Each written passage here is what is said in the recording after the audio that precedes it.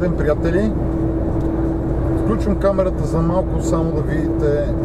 Сега се прибираме към България. Тук съм в Сърбия.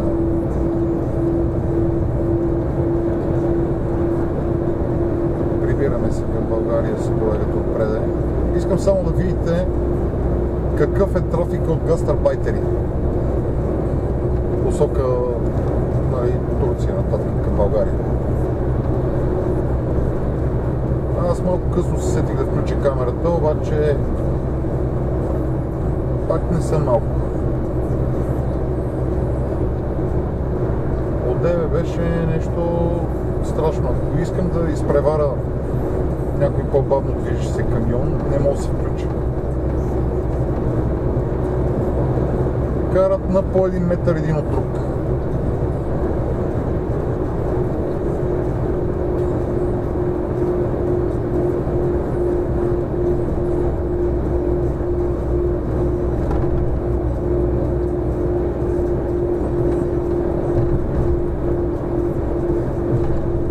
Toyota сега има малко празно разстояние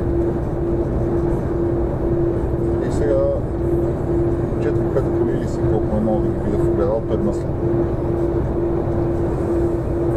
Ето първият е французин, вторият си е сърбин, третия немец, четвъртия швейцарец, пак немец и то с буса си е сърбин. Много немци, сигурно отиват на почивка в Турция. Немец до немец и тук там е някакъв французин или швейцарец.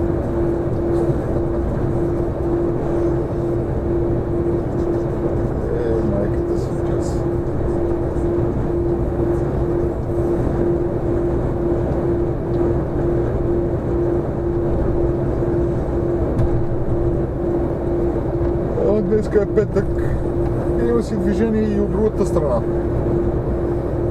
И от другата страна си има движение, ама... Тук точно преди да включа камерата ми направи впечатление толкова много коли, братче, за може би 10 минути каране нямаше в левата лента един за друг.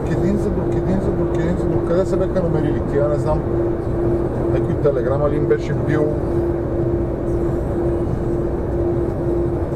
Сега стана малко по-рехало.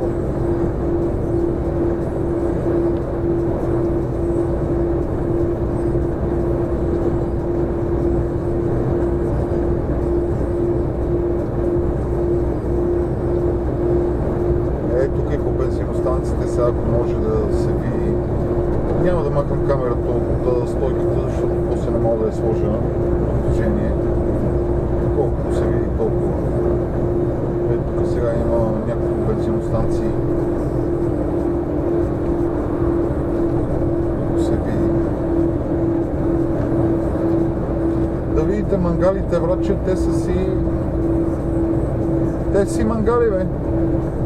Налегали по тревата, на отдяла, кой на отдяло, кой на чаршаф, кой на... Какво се сети? Боклуци след те остават, мизерия. Нещо страшно е, страшно.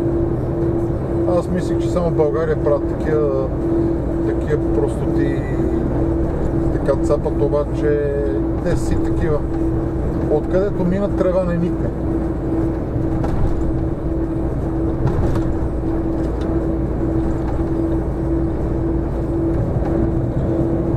Ужас!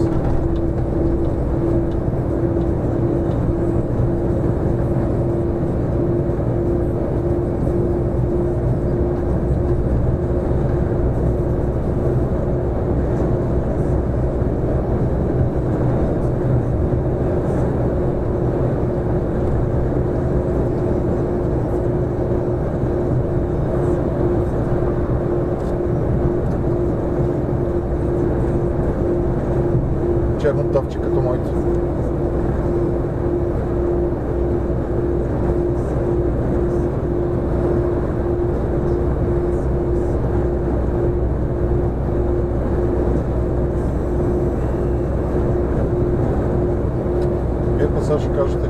кажа, че има такъв голем трафик.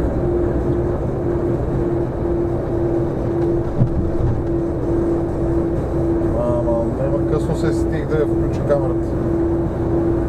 Ако я бе включил по-рано, да видите за какво става въпрос. Ето сега има едно еко. Те са две едно срещу друго, между другото. Между Ягодина и Чуприя.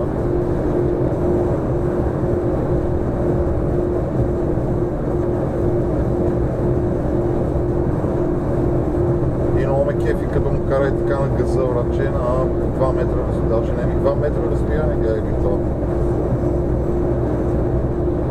То отпред, ако ти натепа едни спирачки, майко мила, ще се чудиш на къде фаниш. Няма какво се чудиш, ще се фаниш към направо багажника.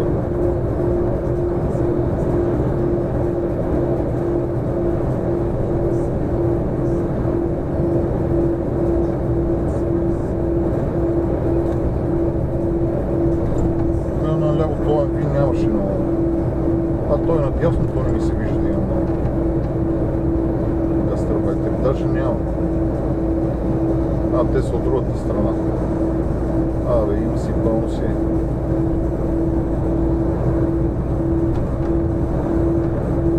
Сега как че изглеждаш така пред мене, бе? Мама ти мангалска.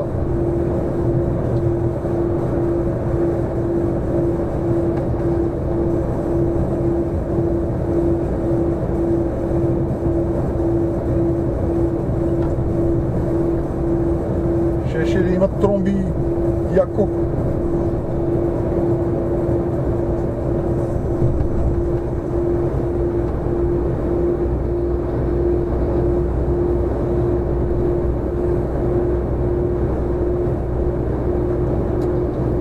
Отдеве като идвахме насам, понеже минахме през Стразимировци и там преди Ниш от дясната страна има едни полета такива с парници и градини, хората са си насадили и минахме покрай една количка от сливи, сини сливи. Хора, ако искате ми гледате от другата страна, какво става? Хора, ако искате ми вярвате, такива големи сливи не бех виждал. И толкова много те сини сливи такива, толкова от имаше по дърветата, че направо ми потекоха лиите.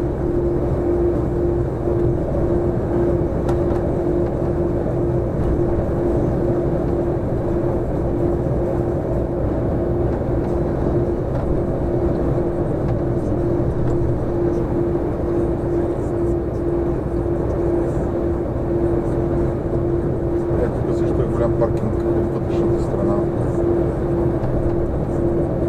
Не от вътрешната страна, обърках се, не тук. Някакви строителни материали.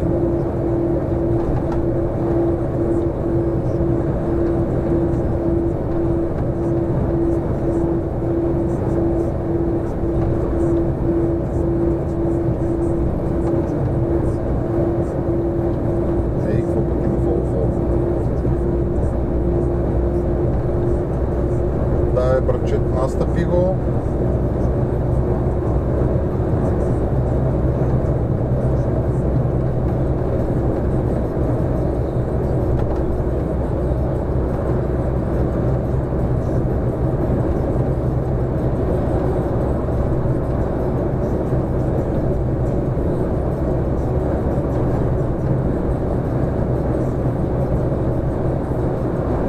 Айде бе, Роско, аре, дай бе, настъпи го този ман, бе.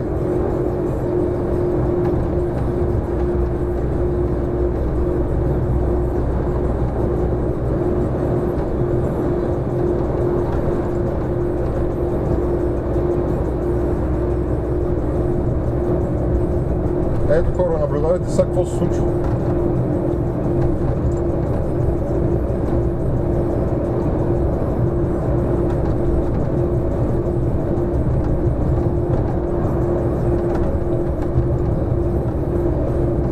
Така са на етапи, минават 7-8 коли, после има малко празно разстояние, след това пак 7-8 десетина, пак разстояние и пак е така. Сега с мен идва бая коли.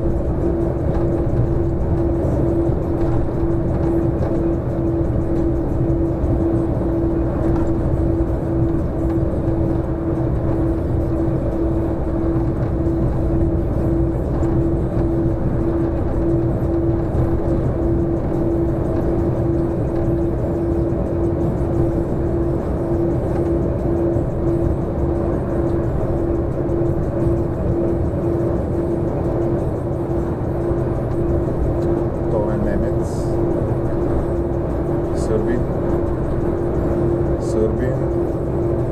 Тук само Сърбия. Още един сърбин. Австрия.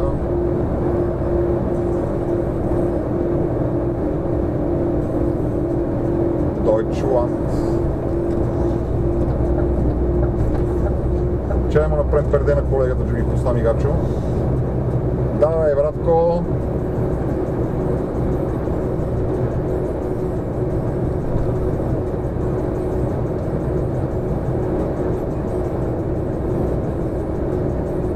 Сега ще ги натрупаме отзаде малко.